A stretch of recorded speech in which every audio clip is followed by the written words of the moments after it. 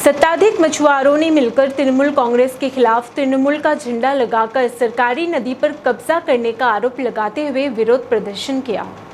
आरोप है कि तृणमूल नेता एवं कार्यकर्ताओं ने मिलकर तृणमूल पार्टी का झंडा लगाकर सरकारी नदी पर कब्जा कर लिया है, जिसके कारण इलाके के 500 से अधिक मत्स्य पालन करने वाले परिवार पूरी तरीके से बेरोजगार हो गए हैं।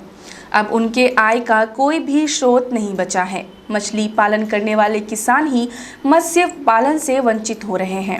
हालांकि राज्यपाल से लेकर जिला प्रशासन ने भी मत्स्य पालकों को उस नदी में मछली की खेती करने की इजाज़त दी है एवं किसी भी प्रकार की गड़बड़ी ना हो, इसीलिए वहां धारा 144 भी लागू की गई है। सभी मत्स्य पालन किसान वहां एक एक करके मछली पकड़ते हैं, लेकिन आरोप है कि तृणमूल कार्यकर्ताओं के एक समूह ने नदी को चारों ओर से घेर कर वहां तृणमूल पार्टी का झंडा लगाकर एवं लाठी और हथियार रखकर खुद ही मछली पकड़ रहे हैं।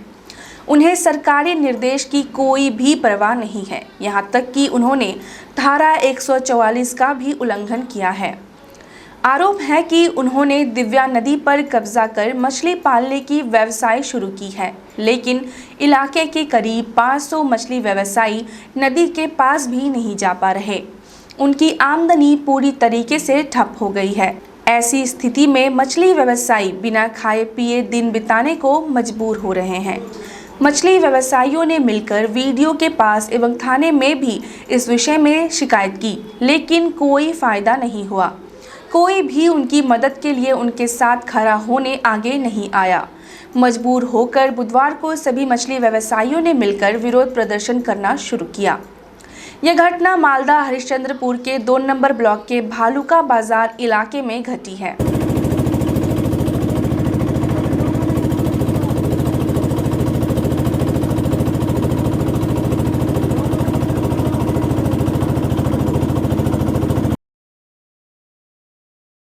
আপনারা বিক্ষোভ হচ্ছে যে এখানে একটা অর্ডার নিচ্ছে 144-এ, আমরা 144-এর অর্ডার ভিত্তিতে দেখে আমরা যখন আমাদের নোটিশ হয়ে আমরা যখন পুলিশ ফাঁড়িতে যাই, পুলিশ ফাঁড়ির ওসি ছটন প্রসাদ উনি বলছেন যে ওখানে জলে নামলেই অ্যারেস্ট করব। অ্যারেস্ট করার মানেটা আমরা কিন্তু বুঝতে পারছি না। আমাদের দখলের এরকম করে আমাদের মাছ চাষ করতে দিবে না, এটাই আমার দাবি আছে। আমাদের যেন হয় মাছ চাষ করা দেয়, মাছ জন্যই আমরা এই বিক্ষোভটা করছি। বক্তব্য হলো যে মুখ্যমন্ত্রী যিনি আছেন, হ্যাঁ, মমতা ব্যানার্জি, উনি তো বলেই দিয়েছে মৎস্যজীবীর জন্য আমরা কিছু দেখব। তো এখন কই দেখতে পাচ্ছি? তো এখন উল্টো হয়ে গেছে। তৃণমূলের দালালরা এসে তৃণমূলের ঝান্ডা কেড়ে আমাদেরকে 500 পরিবারের লুটকাটের ব্যবস্থা করে দিয়েছে। আমাদেরকে 500 পরিবারকে কোনো মতেই ঢুকতে দিবে না। হ্যাঁ, এই পরিবারটা কিভাবে চলবে? অনাহারেই মরবে। তাহলে মুখ্যমন্ত্রী কি দেখছেন? এটা বলে ভেবেছেন মৎস্যজীবীদের জন্য, এটাই ভাবনা কি দেওয়াটা ভালো হয়েছে যে আমাদের পরিবারটাকেই নষ্ট করে দিক? দুদিন বার যে বিল আছে জলের, এটা কারা ঘিরে রেখেছে এইভাবে? এটা তৃণমূলের গুন্ডারাই ঘিরে রেখেছে। তাহলে এখন আপনারা কি করবেন? এখন আমরা চাইছি যে 500 পরিবারের যেন মাছ ধরার ব্যবস্থা করে দেয় সরকার, আমরা এটাই চাইছি। এটা যদি না হয় তাহলে আমরা আমাদের মৎস্য পরিবারের যতগুলো আছে সবটা পথে নেমে ভিখারির মতো ভিক্ষা চাইতে হবে। এখন এটাই অবস্থা আছে, আর কিছু নাই। বন্যার পরিস্থিতি আমরা এলাকায় এমনি ভুগছি, সামনে লকডাউন যাচ্ছে, লকডাউনেও আমরা ভুগেছি, লকডাউনেও কোনো পাইনি। আমরা এই লকডাউনের সময় এখন কোথায় যাব?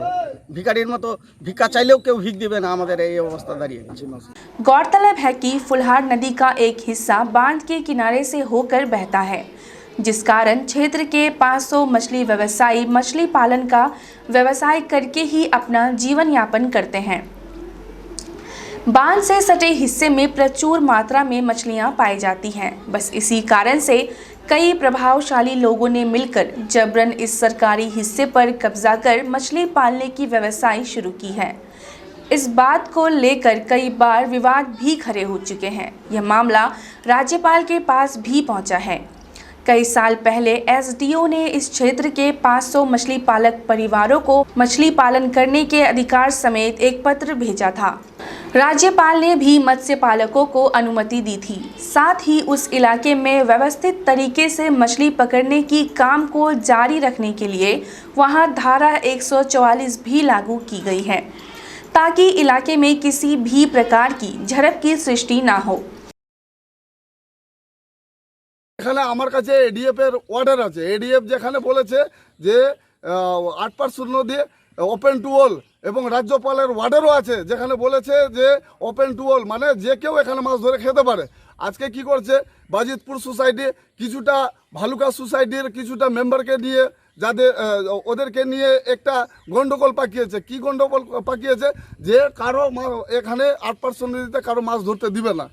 এটা কিন্তু ভালুকা সোসাইটির কিছু দুষ্কৃতি এবং আপনার বাজিতপুরের কিছু দুষ্কৃতি, তারা এখানে যারা মাছ ধরতে নামছে তাদেরকে বাধা দিচ্ছে, মারতে ধরতে উঠছে এবং জাল জাঙ্গা এবং আপনার নৌকা পুড়িয়ে দিবে, এই ধরনের হুমকি দিচ্ছে। আমরা প্রশাসনের কাছে গেলাম, প্রশাসনকে এডিএফের ওয়ার্ডার দেখালাম এবং রাজ্যপালের ওয়ার্ডার দেখিয়েছি, এসডিওর ওয়ার্ডার দেখিয়েছে। আমরা প্রশাসনকে যখন বলছি যে এই ওয়ার্ডারটা আপনি মানেন, আমাদের মৎস্যজীবীকে ওখানে বাধা দিচ্ছে তৃণমূলের কিছু গুন্ডা বাহিনী। এবার প্রশাসন বলছে যে ঠিক আছে, তোমার এডিএফের যখন ওয়ার্ডার আছে তাহলে পুলিশ প্রোটেকশন বলে কিছু একটা ওয়ার্ডার নিয়ে আসো। কিছুদিন পর আমাদেরকে ভালুকা ফাঁড়ির যে ওসি আমাদেরকে ডেকে বলছে যে ওদের একটা 144 কাগজ এসছে, তোমাদের এন্টি গ্রুপ, ওরা তোমাদেরকে মাছ ধরতে দিবে না আর তোমরা ওখানে যাবে না, ওখানে 44 করা আছে।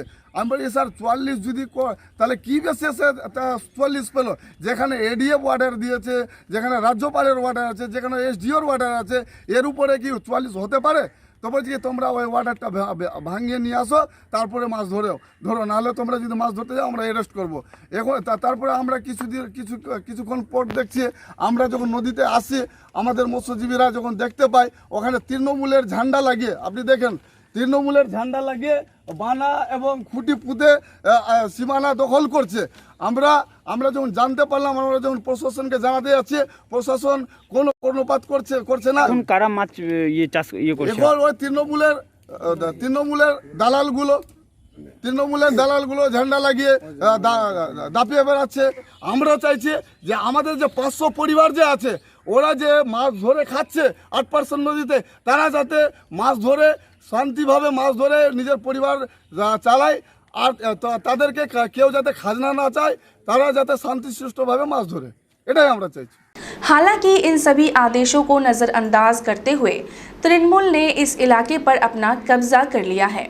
फलस्वरूप मछली व्यवसायी मछली पकड़ने से वंचित हैं एवं जिन लोगों ने जबरन इस नदी पर कब्जा किया है, उन्होंने हमारे कैमरे के सामने इस बात को कबूल किया है कि वे तृणमूल पार्टी के समर्थक हैं।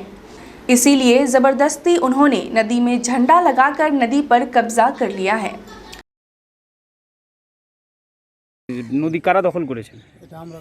আমাদের আছে 8%, বাজিতপুরের কাছে ছিল, ওরা আমাদেরকে দিয়েছে 8%। তো বাজিতপুরের কাছে ছিল 20%, 144 ধারা লাগু হয়েছে 8%। 8% যেটা দিল না বাজিতপুর আমাদেরকে, ওই 8%-এর উপরে বিরোধীরা অনেক কমপ্লেন করলো। অফিসে গিয়ে উপরে গিয়ে মানে open to all public fishing area করে দিল এডিএফকে দিয়ে। ওই এডিএফ মানে 7 বছরের অ্যাপ্রুভেল দিচ্ছে কাকে? বাজিতপুরকে। 7 বছরের, 1-2 বছর না, 17 দিচ্ছে, 18 দিচ্ছে, 19 দিচ্ছে, 20 দিচ্ছে, এটা 21 চলছে, আর 3 বছর আরও খাবে বাজিতপুর। আরে এই যে 8% নদীটা যে ঘিরে রেখেছেন পতাকা লাগিয়ে শাসক দলের, এটা কারা করেছে? আমরা করেছি। আপনারা কোন দল করেন? হ্যাঁ, আপনারা কোন দল করেন? টিএমসি দল করি। इसे लेकर भाजपा ने भी प्रतिक्रिया दी है। भाजपा जिला सभापति गोविंद चंद्र मंडल ने कहा कि यह सब गृह युद्ध की शुरुआत है। জলকরের আগে জলকর একটা আইনই ছিল, কিন্তু সেই আইনটা উঠে যায়। এখন কোনো জলকর টলকর কিচ্ছু নেই, আইনতই নেই। যারা করছে, যে সমস্ত তৃণমূলের নেতারা করছে, কর্মীরা করছে, যারা তৃণমূলের ঝান্ডা টাঙিয়ে দিয়ে মাছও ধরছে নদীর, আবার তার উপর দিয়ে যে সমস্ত ডাঙা আছে সেগুলো চাষ করছে। এটা দেখা যাচ্ছে হরিশ্চন্দ্রপুর, তারপরে মানিকচক, এইরকম বেশ কিছু জায়গায় এই নদীর ধারে এগুলো কিন্তু তৃণমূলরা করছে। তো এটা আমি পরিষ্কার বলে দিতে চাই, ওখানে যারা সহ্য করছেন হয়তো ভাবছেন যে এরা জল কর নিয়ে কাজ করছে। জল কর আইনগতভাবে দণ্ডনীয়। এখন জল কর আর নেই, জল কর দেয় না, কোনো রকম গভর্নমেন্টের আর কোনো এরকম নিয়ম নীতি নেই। এবার নদী চড়ে দেখা যাচ্ছে তারা তৃণমূলের পতাকা লাগিয়ে ঘিরে দিয়েছে। হ্যাঁ, জোর করে মানে জবরদখল করবার চেষ্টা করছে, ওটা তৃণমূল করছে। তৃণমূল তার ক্ষমতার অপব্যবহার করছে। মমতা ব্যানার্জি কতটা এগুলো দেখতে পাচ্ছেন জানি না, কিন্তু আমি বলবো যে যা করছে তৃণমূল সেটা সম্পূর্ণ গৃহযুদ্ধের সামিল। কারণ যাদের জমি দখল করছে তাদের মধ্যে আবার তৃণমূলেরও লোক আছে অনেকজন। হ্যাঁ, শুধু এই নয় যে বিজেপি বা অন্য কারো দখল করছে, তৃণমূলেরও লোক আছে, তাদেরও আর জমি দখল করছে। জমি দখল করছে, সামনের নদীর সেটুকানো দখল করে নিচ্ছে, ওই মাছ ধরছে, এরকম করছে। তো এগুলো গৃহযুদ্ধের সামিল। এগুলো প্রশাসন ভালো করে দেখুক। হ্যাঁ, আমি অনুরোধ করব প্রশাসনকে যে ইমিডিয়েট আপনারা দেখুন, মালদা জেলাকে আর নষ্ট করেন না। दूसरी ओर हरिश्चंद्रपुर 2 नंबर तृणमूल ब्लॉक सभापति हजरत अली ने भी इन आरोपों को स्वीकार कर लिया है। हालांकि उन्होंने इस विषय में सफाई देते हुए कहा कि एक समूह तृणमूल की झूठी पहचान बताकर तृणमूल पार्टी को बदनाम करने के प्रयास कर रहे हैं। इस पूरे मामले को लेकर तृणमूल एवं भाजपा के बीच राजनीति जोरों पर शुरू हो गई है। এই ব্যাপারে আমি বলতে চাই যে আমাদের ওখানে তৃণমূলের কেউ যদি অন্য লোক তৃণমূলের পতাকা নিয়ে যদি করে থাকে, সে অন্যায় করেছে।